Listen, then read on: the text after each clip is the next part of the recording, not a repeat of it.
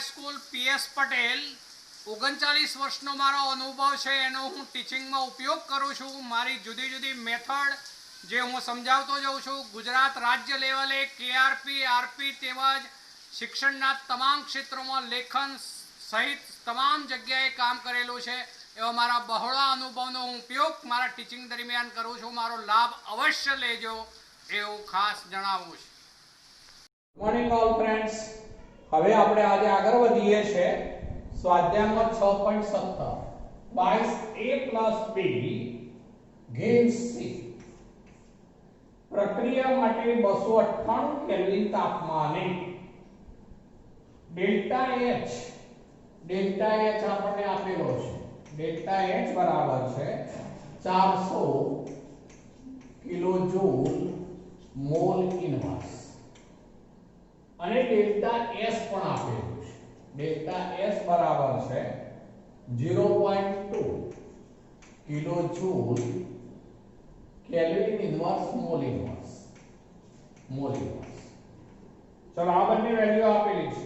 પ્રક્રિયા માટે delta H અને ડેલ્ટા S ગણો અને પ્રાકકથન કરો કે પ્રાકકથન એટલે કેવું।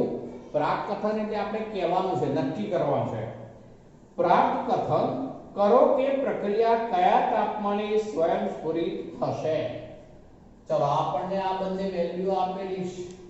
કયા તાપમાને પ્રક્રિયા સ્વયંસ્ફુરિત થશે। સ્વયંસ્ફુરિત એટલે આપમેળે। ચલો સ્વયંસ્ફુરિત પ્રક્રિયા થવા માટે આપણે શરત એવી બનાવી છે ડેલ્ટા G શું થવું જોઈએ? લેસ ધેન 0 એટલે કે ઋણ થવું જોઈએ। પ્રક્રિયા આપમેળે થવા માટે ડેલ્ટા G નું મૂલ્ય ઋણ થવું જરૂરી છે। આપેલી છે એક વાત, બરોબર। અહીંયા આપણે ડેલ્ટા G નું મૂલ્ય જે છે એ 0 લઈશું અને તાપમાન જે છે નિરપેક્ષ તાપમાન કેપિટલ T શોધવું પડશે। તો એને માટે ડેલ્ટા G 0 કેમ લેવાય? તો આપણે પહેલા એ શોધી કાઢીશું કે સંતુલન જ્યારે સ્થાપાય બંને प्रतिवर्ती प्रक्रिया माटे आ प्रतिवर्ती प्रक्रिया होय त्यारे पुरोगामी અને प्रतिगामीનો વેગ સરખો થાય એટલે કે સંતુલન સ્થાપાય। સંતુલન સમયે ડેલ્ટા G નું મૂલ્ય શું હોય? તો 0 હોય। તો આપણે આ સૂત્રનો ઉપયોગ કરવો પડશે। ડેલ્ટા G બરાબર delta H minus T delta S, બરોબર। પણ સંતુલને એવો શબ્દ વાપરું છું, ધ્યાન રાખજો। संतुलने डेल्टा G बराबर 0। चलो डेल्टा G ની કિંમત 0 લઈ લઈએ છે। डेल्टा H પેલી કિંમત આપેલી છે તે લઈશું। એકમ બંનેના કિલો જૂલ માં છે એટલે સમાન એકમ છે એટલે આપણે કિલો જૂલ માં રાખીએ છીએ। તો डेल्टा H ની કિંમત મેં મૂકી દીધી 400, બરોબર। માઈનસ T શોધવો છે આપણે। डेल्टा S ની કિંમત પણ આપણને આપી દીધી છે, કેટલી છે? 0.2। ચલો હવે આપણે આ 0.2 t આ બાજુ આવી જશે માઈનસ હોવાથી, તો 0.2 t બરાબર 400 આવર્ત થયો। આપણે t શોધવું છે તો t બરાબર 400 ભાગ્યા 0.2। ચલો 0.2 એટલે 0.2 હોવાથી ઉપર દશાંશ થઈ જાય, 2 વડે ભાગી દઈશું એટલે 2000 આ આવી ગયું એ કેલ્વિનમાં। આ T એટલે કે નિરપેક્ષ તાપમાન 2000 કેલ્વિન। આનો અર્થ એવો થયો કે જ્યારે કેપિટલ T 2000 કેલ્વિન હોય ત્યારે તો પ્રક્રિયા સંતુલનમાં હોય, આપમેળે નહીં થાય, સંતુલનમાં હોય। આપણે આ કિંમત માનો કે અહીંયા મૂકીએ આ જગ્યાએ અને પછી આ કિંમત અહીંયા મૂકી દઈએ અને એના ગુણ્યા આટલા કરીએ તો એ 400 જ થઈ જશે। 8 ગુણ્યા કરીશું એટલે 400 ઓછા 400 એટલે 0 થઈ જશે, બરોબર। પણ હવે પ્રક્રિયા સ્વયંસ્ફુરિત કરાવવી હોય તો ડેલ્ટા G નું મૂલ્ય ઋણ થવું જરૂરી છે। એટલે એનો અર્થ એવો થયો કે ખરેખર વાસ્તવમાં આપમેળે પ્રક્રિયા થવા માટે T ની કિંમત જે છે 2000 કેલ્વિન કરતા થોડીક પણ ઊંચી લેવી પડે, मानो के આપણે આ તાપમાન જે છે 2000 ને બદલે 2001 કેલ્વિન લઈ લીધું। ચલો 2001 કેલ્વિન અહીંયા મૂકીએ તો બેનો ગુણાકાર કરીશું. એ ગુણાકાર 400 કરતા વધી જવાનો, 400 કરતા વધી જવાનો અને માઈનસ ચિહ્ન હોવાથી ડેલ્ટા જી ની કિંમત શું થઈ જવાની? તો માઈનસ. તો આ તાપમાને 2001 કેલ્વિન તાપમાને ડેલ્ટા જી ઋણ બનશે, ઋણ, બરોબર, ઋણ બનશે અને માટે એ વખતે પ્રક્રિયા સ્વયંસ્ફુરિત થશે. તો આ જવાબ કયો કહેવાય? આ જવાબ નથી. આ તાપમાને તો પ્રક્રિયા સંતુલન પ્રાપ્ત કરે. ડેલ્ટા જી બરાબર એ વખતે તો 0 હોય, પણ એના કરતા સહેજ વધુ તાપમાન લઈએ, 2001 કેલ્વિન, 2002 કેલ્વિન, 2010 કેલ્વિન, પણ આના કરતા વધુ હોવું જોઈએ. વધુ હશે તો ડેલ્ટા જી ઋણ બની જશે, માટે પ્રક્રિયા સ્વયંસ્ફુરિત થશે. માટે આપણો જવાબ આ કહેવાશે. જવાબ જે છે એ 2001 કેલ્વિન એવો અર્થ થશે. ત્યારે પ્રક્રિયા સ્વયંસ્ફુરિત થશે. આ આપણે પ્રાપ્ત કથન કર્યું કહેવાશે. ચલો હવે 6.18 લઉં છું. એમાં આવું આપેલું છે twice Cl gas Cl2 gas. પ્રક્રિયા માટે ડેલ્ટા H અને ડેલ્ટા S ની સંજ્ઞાઓ શું હશે? ચલો હવે બરોબર સમજો. આ બાજુ જે છે બે ક્લોરીન પરમાણુ સ્વરૂપે છે, પરમાણુ સ્વરૂપે છે એટલે બે અલગ છે એવો અર્થ થયો. જ્યારે આ Cl2 ગેસ નો અર્થ એવો થયો કે એમાં Cl વચ્ચે બંધ બની ચૂક્યો છે. અહીંયા બે Cl પરમાણુઓ અલગ હોય, જ્યારે તેઓ એકબીજા સાથે રાસાયણિક બંધ બનાવે ત્યારે Cl2 અણુ બને. એટલે એનો અર્થ એવો થયો કે બે પરમાણુ વચ્ચે રાસાયણિક બંધનું નિર્માણ થાય છે. જ્યારે રાસાયણિક બંધનું નિર્માણ થાય ત્યારે હંમેશા ઊર્જા મુક્ત થાય. ઉષ્માક્ષેપક પ્રક્રિયા છે. બંધ નિર્માણની ઘટના ઉષ્માક્ષેપક એટલે ઊર્જા મુક્ત થવાની, અને માટે આ પ્રક્રિયા માટે ડેલ્ટા H શું ગણાય? તો નેગેટિવ. ડેલ્ટા H નું મૂલ્ય નેગેટિવ થવાનું, ઋણ થવાનું, બરોબર, નેગેટિવ ઋણ. ચલો બીજી વાત, ડેલ્ટા S ની વાત કરવી છે, એટલે કે એન્ટ્રોપીમાં થતો ફેરફાર. ચલો અહીંયા જે છે પરમાણુ હોય ત્યારે સંખ્યા 2 છે, એમાંથી અણુ બને એટલે સંખ્યા 1 બને. એટલે એવું થયું કે સંખ્યામાં ઘટાડો થાય. સંખ્યા ઘટે તો અવ્યવસ્થા, અસ્તવ્યસ્તતા, તો એ ઘટતી જાય. માટે એન્ટ્રોપી ઘટશે. આમાંથી આ બને ત્યારે એન્ટ્રોપી ઘટે, કારણ કે અણુઓની સંખ્યા ઘટે છે, માટે એન્ટ્રોપી ઘટે, માટે ડેલ્ટા S પણ શું થવાનું? નેગેટિવ. એ પણ ઋણ. તો આવા પ્રકમ માટે આપણને એવું પૂછ્યું છે ડેલ્ટા H અને ડેલ્ટા S ની સંજ્ઞાઓ શું થશે? તો ડેલ્ટા H પણ ઋણ થશે, ડેલ્ટા S પણ ઋણ થશે. ચલો ત્યારબાદ લઈએ છે 6.19. ચલો એમાં આવું આપેલું છે મિત્રો, twice A gas વત્તા D gas. twice D gas.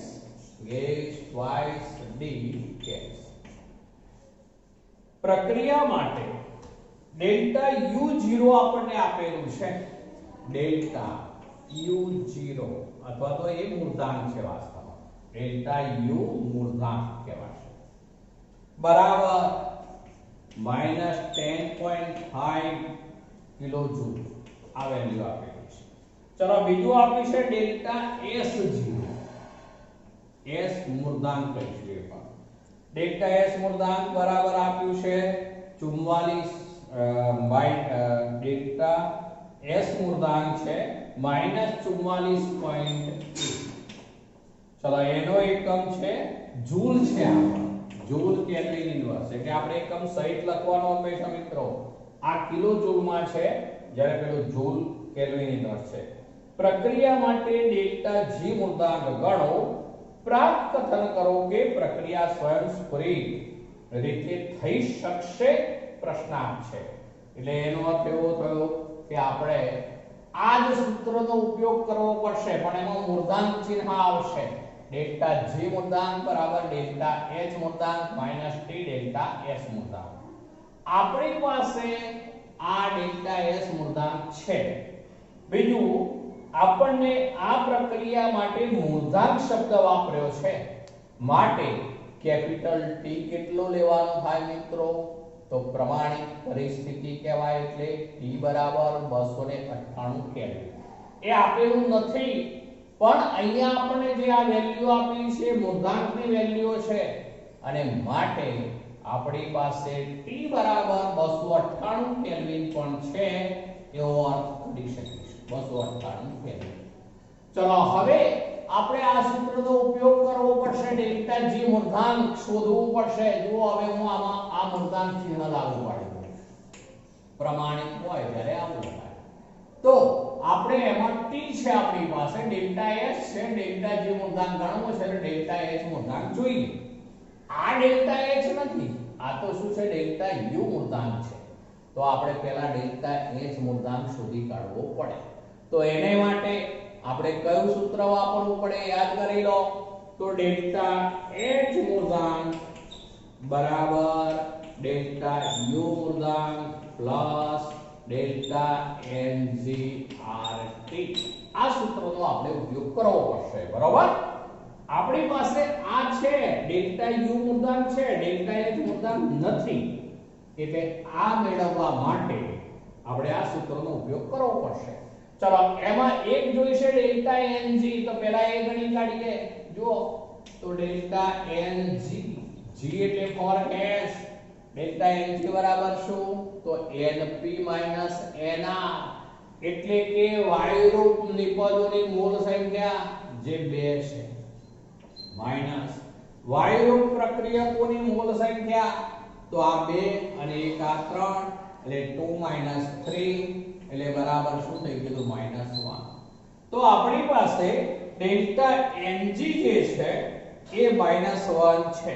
અર્થ એવો થયો ડેલ્ટા Ng -1 છે. ચલો હવે આ કિંમત છે આપણી પાસે. r અચળાંક છે અને t જે છે એ 298 લઈશું. આ કિંમત આપી દીધેલી છે, આ શોધી શકાશે. તો બરાબર શોધી કાઢીએ કિંમત. જુઓ ડેલ્ટા યુ મૂર્ધાંક -10.5 પણ એ શામાં છે? કિલોજૂલમાં છે. ચલો પ્લસ ડેલ્ટા Ng ની કિંમત કેટલી થઈ છે? તો -1. ચલો r ની કિંમત આપણે અહીંયા કિલોજૂલના સંદર્ભમાં લેવી પડશે. એટલે 8.314. આ ખાસ ધ્યાન રાખવાનું.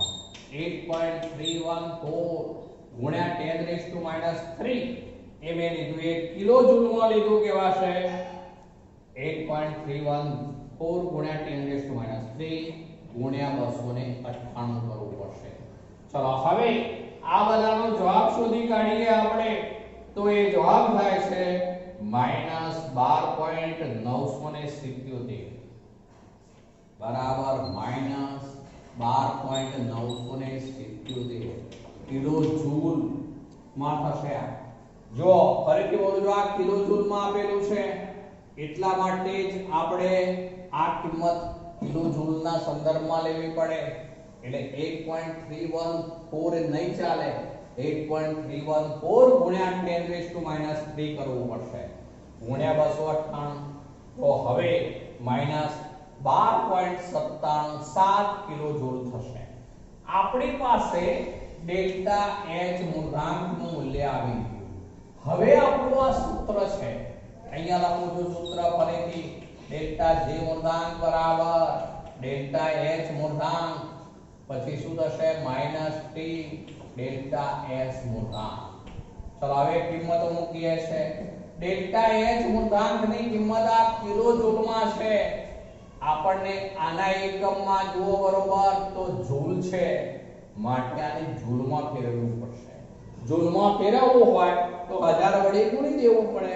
ચલો આને ગુણ્યા 1000 કરી દઈએ છે એટલે દશક ચિહ્ન નીકળી જશે. બરોબર 12977 માઈનસ વેલ્યુ બરોબર 12977 પછી માઈનસ ચલો આ વેલ્યુ જે છે 298 છે તો એ 298 ચલો ડેલ્ટા એસ મૂળાંક ચલો તો એનું મૂલ્ય આપણને કેટલું આપ્યું છે -44 તો આ -44.1 છે તો -44.1 ચલો તો હવે આનો જવાબ શોધી કાઢીએ ડેલ્ટા જી મૂળાંક તો એની વેલ્યુ જે છે મિત્રો કિલો જૂલમાં આટલી છે પણ આપણે જૂલમાં ફેરવી દીધું છે એટલે જૂલમાં થઈ જશે જે વેલ્યુ થશે એ 166 કિલો જૂલ આ વેલ્યુ વધી જાય છે માટે 164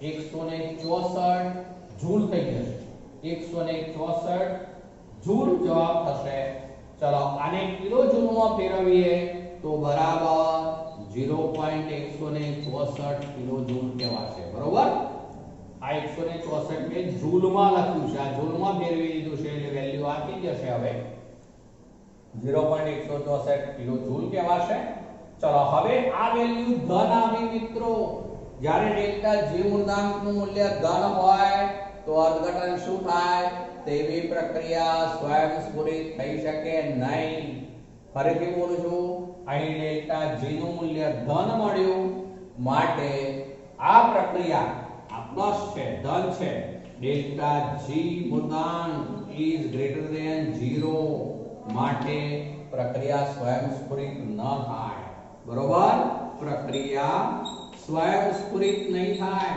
સ્વયંસ્ફુરિત ન થાય બરોબર ન થાય તો આ જવાબ થયો આપણે એનું પ્રાકથન કર્યું કહેવાય પ્રક્રિયા સ્વયંસ્ફુરિત થઈ શકશે નહીં ચલો આ 6.19 લીધો આપણે ચલો હવે લઈએ છે 6.20 ચલો 6.20 ચલો એમાં છે એક પ્રક્રિયા માટે સંતુલન અચળાંક 10 છે ડેલ્ટા જી મૂળાંકનું મૂલ્ય કેટલું હશે R બરાબર 8.314 joule kelvin inverse mole inverse છે અને T બરાબર 300 કેલ્વિન છે ચલો આપણને સંતુલન અચળાંકનું મૂલ્ય આપેલું છે એટલે K નું મૂલ્ય આપેલું છે ચલો K બરાબર છે 10 K બરાબર 10 ચલો બીજું આપેલું છે R ની વેલ્યુ એ તો અચળાંક છે T આપી દીધું છે T બરાબર 300 કેલ્વિન છે ચલો આટલું આપેલું છે R નું મૂલ્ય જૂલ કેલ્વિન ઇન્વર્સ માં છે તો R પણ લખી દઉં છું 8.314 joule kelvin inverse mole inverse ચલો આટલી વેલ્યુ આપણને આપેલી છે અને આપણને એવું કહે છે ડેલ્ટા જી મૂળાંકનું મૂલ્ય શોધો હવે મિત્રો સંતુલન અચળાંક અને ડેલ્ટા જી મૂળાંક હોય એ બે વચ્ચેનો સંબંધ દર્શાવતું એક જ સૂત્ર છે કયું ડેલ્ટા જી મૂળાંક બરાબર minus RT ln k minus RT ln k ln ને log base 10 માં ફેરવી દઈએ તો સીધું આ લખાશે -2.303 RT log base 10 k બરોબર આ સૂત્ર થઈ ગયું મિત્રો ચલો હવે એમાં કિંમતો મૂકીએ તો બરાબર -2.303 R ની વેલ્યુ જે છે 8.314 જૂલમાં લઈશું T કેટલું છે તો 300 અને શું થઈ જશે log base 10 પણ K ની વેલ્યુ કેટલી છે તો 10 એટલે કે log 10 ચલો log 10 બરાબર શું થાય મિત્રો તો only 1 log 10 બરાબર કિંમત થવાની 1 તો બરાબર -2.303 into 8.314 ગુણ્યા 300 ગુણ્યા 1 થઈ જાય log 10 બરાબર 1 એટલે ચલો એ બધાનો ગુણાકાર કરી દઈશું તો મિત્રો હવે એની કિંમત થઈ જશે -5 ને -5.774 પછી થશે kilo joule mall inverse kilo joule mall inverse ચલો ડેલ્ટા જે મૂળાંકનું મૂલ્ય થયું અહીંયા -5.774 કિલો જૂલ મોલ ઇન્વર્સ. આપણને એવું કહ્યું છે અહીંયા એક પ્રક્રિયા માટે સંતુલનાંક 10 છે. ડેલ્ટા જી મૂળાંકનું મૂલ્ય કેટલું થશે શોધી કાઢ્યું આપણે. આ શાનું મૂલ્ય છે? ડેલ્ટા જી મૂળાંકનું. ચલો હવે લઈએ છે 6.21. ચલો 6.21. ચલો એમાં આવું છે એનો ગેસ માટે ઉષ્માગતિકીય સ્થાયીતા પર ટીકા કરો. એટલે કે આપણે ખાલી જે છે ઔપચારિક જવાબ આપવાનો છે. આ રીતનું એક સમીકરણ છે 1/2 N2 gas plus 1/2 O2 gas gives NO gas. Delta RH મૂળાંક વેલ્યુ આપેલી છે. ડેલ્ટા RH મૂળાંક બરાબર 90 કિલો જૂલ મોલ ઇન્વર્સ આવું આપેલું છે. Delta RH મૂળાંક 90 kilo joule mall inverse. ચલો હવે ડેલ્ટા RH મૂળાંકનું મૂલ્ય પ્લસ છે મિત્રો. અહીંયા ચિહ્ન નથી આપ્યું એટલે પ્લસ. એટલે પ્રક્રિયા કઈ થઈ ગઈ? તો ઉષ્મા શોષક. તો આ પ્રક્રિયા ઉષ્મા શોષક હોવાથી એનો ગેસ જે છે એ ઉષ્મા શોષક પ્રક્રિયા છે. એટલે એનો ગેસ એ અસ્થાયી થશે. તો ઉષ્મા શોષક પ્રક્રિયા હોવાથી એનો ગેસ અસ્થાયી જે સ્થાયી થશે. બરોબર? જે સ્થાયી થશે અર્થ એવો થશે. ચલો બીજું સમીકરણ છે આ રીતનું છે NO gas plus 1/2 O2 gas gives NO2 gas. ચલો આમાં આપ્યું છે ડેલ્ટા RH મૂળાંક બરાબર વેલ્યુ છે -74 કિલો જૂલ મોલ ઇન્વર્સ. ચલો આમાં ડેલ્ટા RH મૂળાંકનું મૂલ્ય માઈનસ છે એટલે પ્રક્રિયા કઈ ગણાશે મિત્રો? તો ઉષ્માક્ષેપક. આમાં પ્રક્રિયા ઉષ્મા શોષક છે, આમાં પ્રક્રિયા ઉષ્માક્ષેપક છે. યાદ કરી લો ઉષ્માક્ષેપક પ્રક્રિયાઓ જે છે એ આપમેળે થતી હોય છે. બરોબર? ફરીથી બોલું છું ઉષ્માક્ષેપક પ્રક્રિયાઓ આપમેળે સ્વયંસ્ફુરિત થતી હોય છે. એટલે એનો અર્થ એવો થયો કે જે બનેલો NO હશે એનું શામાં રૂપાંતર થઈ ગયું? NO2 ગેસમાં. આ એવું દર્શાવે છે કે NO બનશે પણ જેવો NO બનશે એવું ફરીથી એનું ઓક્સિડેશન થતા NO2 ગેસ બની જશે. આ પ્રક્રિયા સરળતાથી થશે આ બેની સરખામણીમાં. અને માટે NO અસ્થાયી ગણીશું એમાંથી NO2 બનશે એ છેવટે સ્થાયી બનશે. અર્થ એવો થયો કે NO ગેસ અસ્થાયી છે જ્યારે NO2 ગેસ સ્થાયી છે. બરોબર? જેથી અસ્થાયી એવા NO ગેસનું NO2 ગેસમાં રૂપાંતર થઈ જશે. છેવટે આ બધું મળશે. અર્થ એવો થયો મિત્રો. બરોબર? આ 6.21 બે સમીકરણ આપેલા છે. આ ઉષ્મા શોષક છે, આ ઉષ્માક્ષેપક છે. ઉષ્માક્ષેપક પ્રક્રિયાઓ સ્વયંસ્ફુરિત થાય છે, આપમેળે થાય છે અને તેને કારણે જે બનેલો NO હોય તે NO અસ્થાયી ગણાશે. તેનું ફરીથી ઓક્સિડેશન થતા સ્થાયી એવો NO2 ગેસ બનશે. તો આ 6.21 અને હવે છેલ્લો મુદ્દો છે મિત્રો 6.22. ચલો આ 6.22 માં આવું કહ્યું છે પ્રમાણિત પરિસ્થિતિમાં 1 મોલ H2O લિક્વિડ બને ત્યારે પર્યાવરણમાં થતો એન્ટ્રોપી ફેરફાર ગણો. ચલો અહીંયા આપણે એન્ટ્રોપી ફેરફાર ગણવાનું છે. ચલો 6.22 ની વાત લઈએ છે હવે 6.22.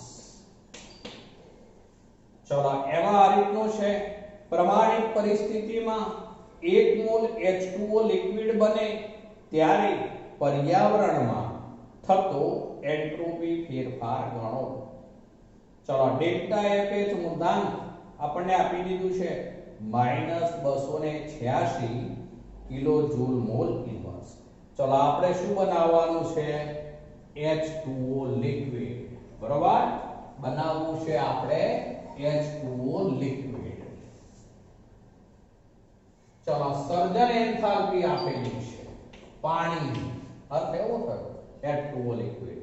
તો ચલો એના ઘટક તત્વો કયા કહેવાશે? તો એક કહેવાશે H2 ગેસ, બીજું શું કહેવાશે? તો O2 ગેસ. ચલો મેં સમીકરણમાં બેલેન્સ કરવું જ પડે એટલે ઓક્સિજન 1 છે, અહીંયા તો 2 લીધા છે ને 1/2 કરી દઈશું. ચલો આ સમીકરણ બેલેન્સ કરી દીધું આપણે. પહેલા H2 gas plus 1/2 O2 gas. આમાં ડેલ્ટા FH મૂળાંકનું મૂલ્ય આપણને આપી દીધું છે -286 કિલોજૂલ મોલ ઇન્વર્સ. ચલો આ વેલ્યુ આપી દીધી છે અને આપણને એવું કહે છે કે આ બને 1 મોલ H2O લિક્વિડ બને પ્રમાણિત પરિસ્થિતિમાં.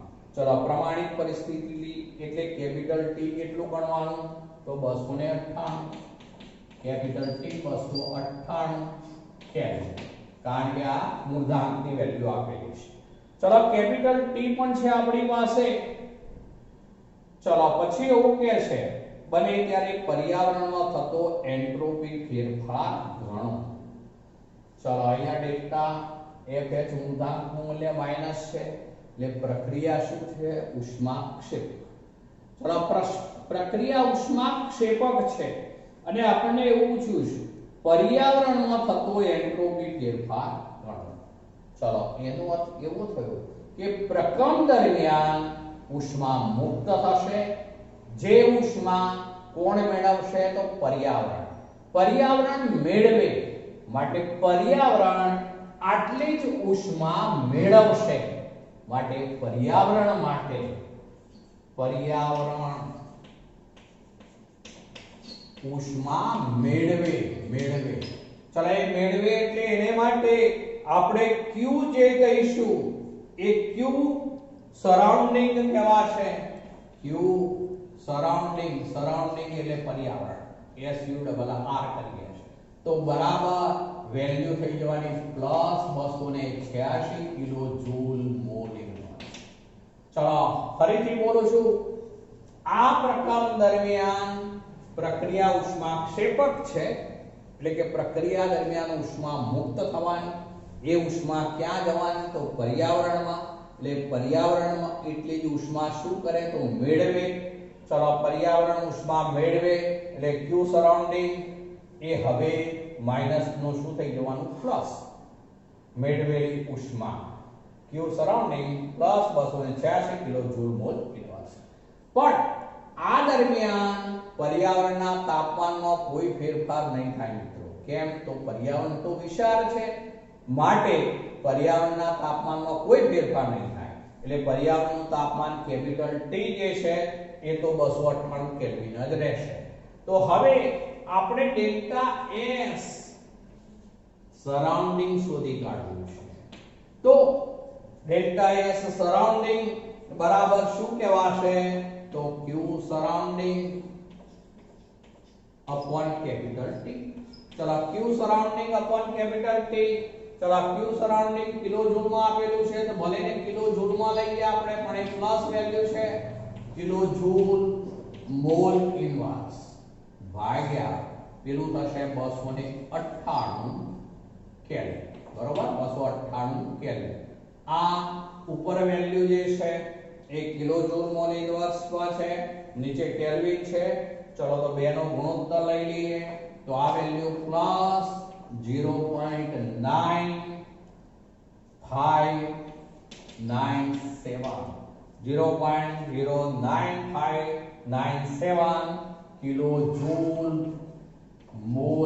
કિલોજૂલ કેલ્વિન ઇન્વર્સ મોલ ઇન્વર્સ.